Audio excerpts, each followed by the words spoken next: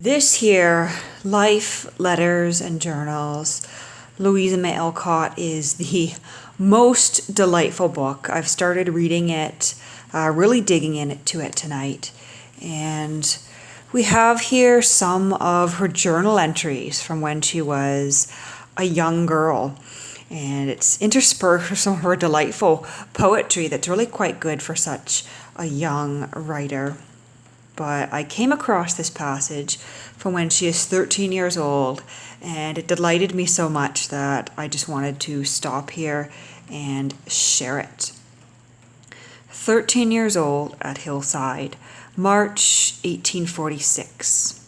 And she writes, "I have at last got the little room I have wanted so long, and I'm very happy about it. It does me good to be alone.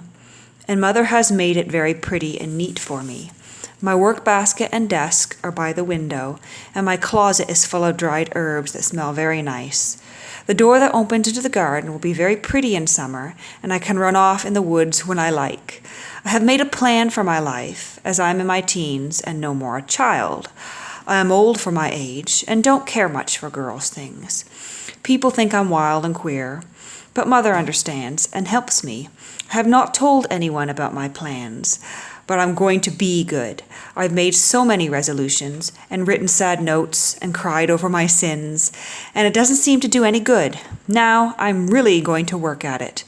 Or rather, she says, now I'm going to work really, for I feel a true desire to improve and to be a help and comfort, not a care and sorrow to my dear mother."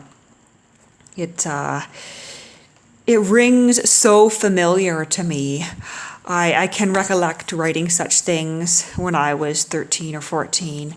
That statement that I have a plan for my life and I am no longer a child, and it feels so good to have space of my own.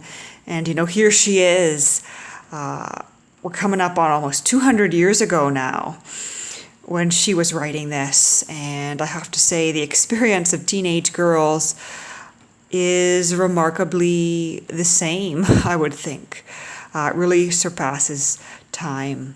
And of course we have here next her at 15 years old. She says, "I have been reading today Bettine's correspondence with Goethe."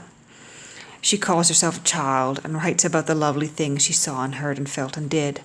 I liked it much.